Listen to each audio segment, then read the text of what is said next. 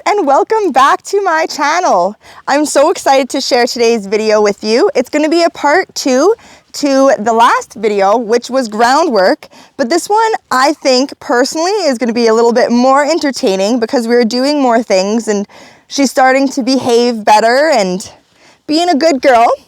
And I've learned quite a bit more in the groundwork, and yeah, I'm super excited to show that with you. Yeah, I hope you enjoy the video. This one will be another voiceover as well. So this is day 3 now. So here I'm trying to get her to respond to pressure by getting her to lower her head. She did really, really well. Like, this is the first time I was asking. And then I went and did it on the other side as well. Yeah, I was really happy with her. And just another disclaimer, this is not a training video. I am not a professional. This is just what I'm doing with my pony. And I am still learning. So here I'm just asking her to step over, and then she kind of got in my space. So I backed her up. This is something I've been doing a lot, is backing her up when she's in my space and setting the boundaries, because over the years I have let her get a little bit pushy. So here I'll be getting ready to kind of move her shoulders over by using my body to push her away from me. She did really good this one. I am kind of looking for her to step over, but she did move, so I just let her go. And then that one she stepped over, but she moved forward as well. So I was kind of just trying to get her to step over without moving forward. So I kept asking until she did that, and then I released the pressure.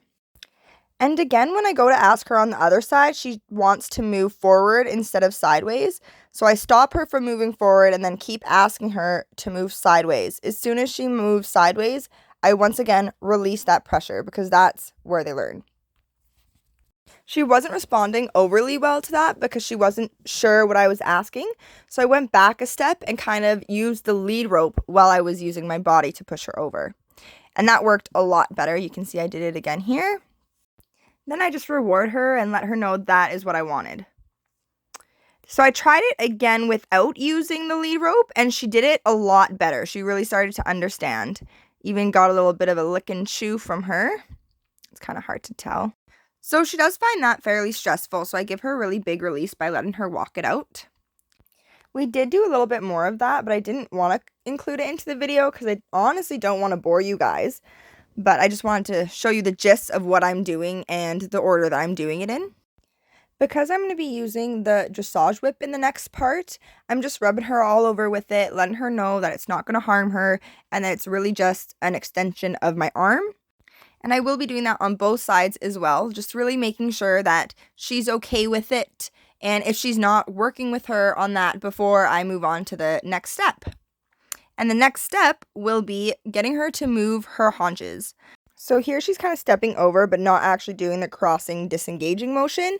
She did there, so as soon as she stopped, I released. She stepped over again, but I just stood there in relaxed position. And then here I do it again on the other side. There she does it right off the bat, so I instantly release the pressure and give her some rewards. When I'm asking her to move her haunches or her hindquarters, whatever you want to call them, I'm not actually using the dressage whip. It's kind of just there for fun. And if I need to have that extra reach to move her without me moving my position. She was doing really well, so I let her just take a little break and love on her a little bit. You can see she's licking and chewing. And then here I'm just asking her on one side and then immediately on the other side to just get her brain working and moving her feet, or as immediately as I could. Watching this back, I'm just so happy. She seems so relaxed, besides her ears, but her ears are always back. I left this in because I thought it was kind of funny. Usually she hangs out and just chills with me while I figure my stuff out, but here she decided she was gonna have a little walk and kind of take off on me, so that was kind of cute. I'm just putting on my gloves for lunging, and when I put her on the lunge line and walk her over to the circle, I want her to know that's the direction that I want her going as soon as I get her on the circle. And then when I get where I am, I just send her out. One of my main goals is to always have her relaxed, so I like to start off in the walk and start off slow. I like to try at least. And here you can see she is very relaxed. Her head's nice and down, her tail is soft and swishing, and I ask her up into the trot once I feel she's done enough walking. I was so happy with this. Usually she's just zoomy, but here she looks so balanced and so rhythmic. I'm just so happy. I get her to do a lap, and then I ask her to come back down into a walk by making kind of like a purr noise, like a purr, and squatting. And then I do another walk circle and ask her right up into trot again. So this day I was just working on her transitions and getting her to come back to me, because under saddle I really struggle with getting her to come back to me. We can be walking around and she'll be fine, and then I pick up the trot and her brain just gets blown.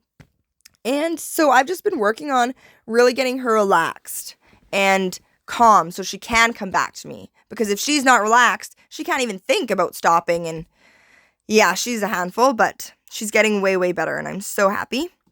Put her on the other side and do the exact same thing. Just work walk, trot, and transitions. I'm not even bringing her up into a canter because I'm working on getting her relaxed and slow her down. And she's doing a great job. She's exhaling lots, blowing out through her nose, which lets me know she's letting go of that stress and relaxing and just having fun. And I don't usually lunge her for too long because I don't like to overwork them on the lunge. I just try and get her to be listening to me while I'm not beside her. So she has her own brain and her own option to think, but just chooses to listen. And here she also wanted to come in, but that was just such a good session that I let her come in and I just gave her some scratches, and I ended it there for day 3. This would have been. So starting day 4.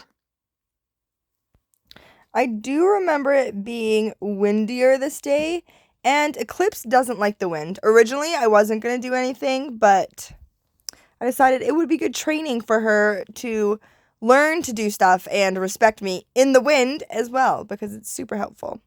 So I'm just doing in-hand walk and halt transitions. And I also included some pulls. She gets really hot when doing jumping and pull work. So even before I was walking over them, I halted her and backed her up. And just made sure she was relaxed, or as relaxed as she was going to get. And then walked her over them to make sure that they were the right distance and everything. And again, after the pulls, I halt her and back her up. I love how she looks at the camera. And then I walked her through again, just making sure that everything was good. And pulls are also really good for developing their top line, which you can see hers just jiggles, especially her crest.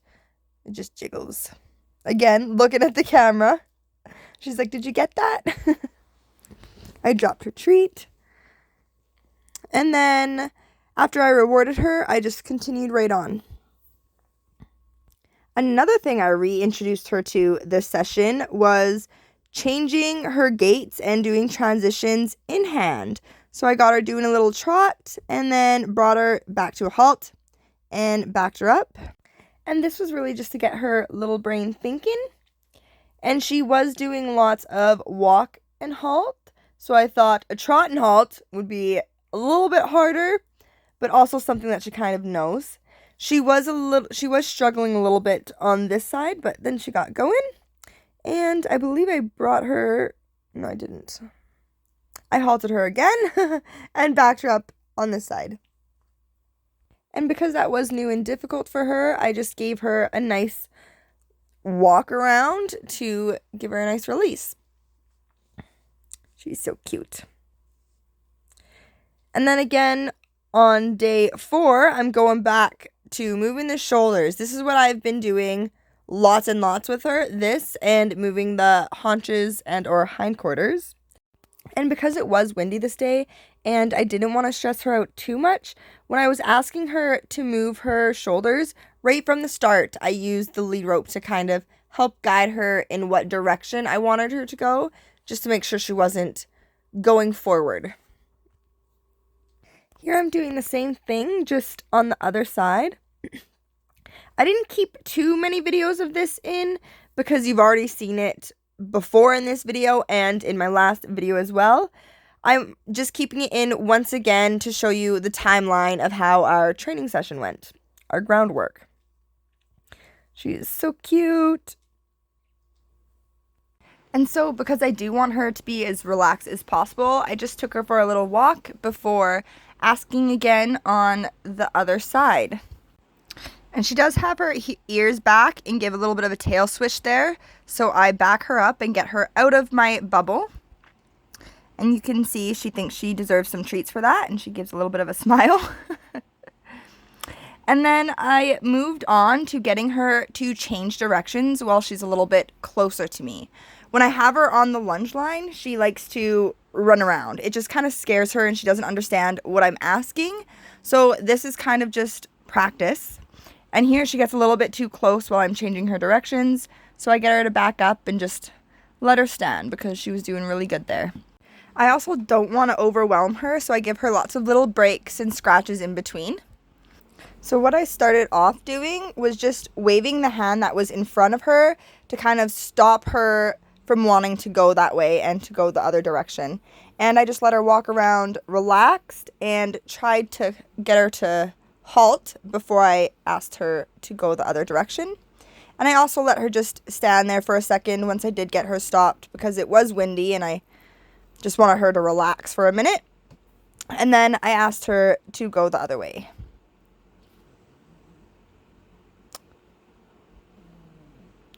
So I'm kind of pointing the wrong direction. I should be pointing the way I want her to go. Like there, I just pointed the way I wanted her to go. So that was correct. And I'm actually now putting all the lead rope in one hand and pointing that way to guide her to go that way. So it's a little bit clearer for her what I want for her to do. And she was getting like a little bit more excited. So I started using my body and my voice to get her to slow down like how I would on the lunge to get her to downward transition. And then I gave her a treat just to reward her because she was doing exactly what I wanted her to do.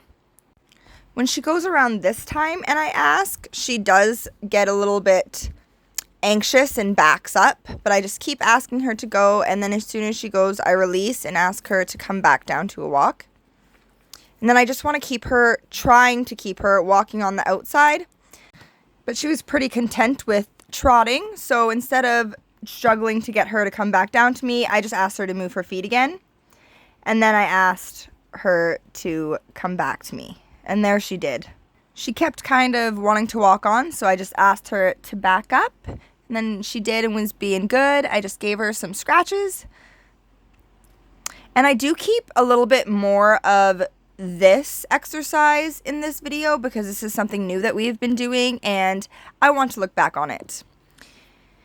And here I'm really trying to incorporate my body language and my voice to get her to come back and before I ask her to change directions again.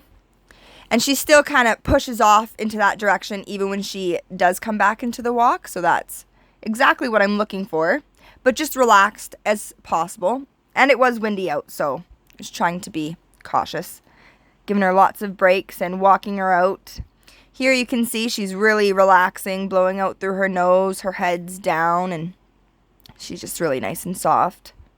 I'm just walking her out before asking her to do the exact same thing, but with the dressage whip as an extension of my arm. The reason why I'm using the dressage whip and doing the exact same thing is because when I get her going on the lunge, it's going to be harder for me to just use my hand and my arm to get her to change direction. So here, again, I'm literally doing the exact same thing that I was doing before, just using the dressage whip as an extension of my arm. Still asking her to be nice and relaxed and walking her out. before getting her to change direction again.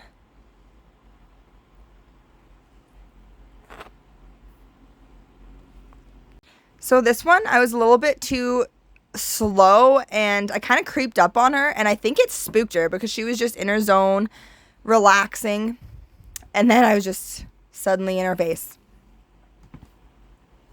And then I asked her to just walk on and just keep walking.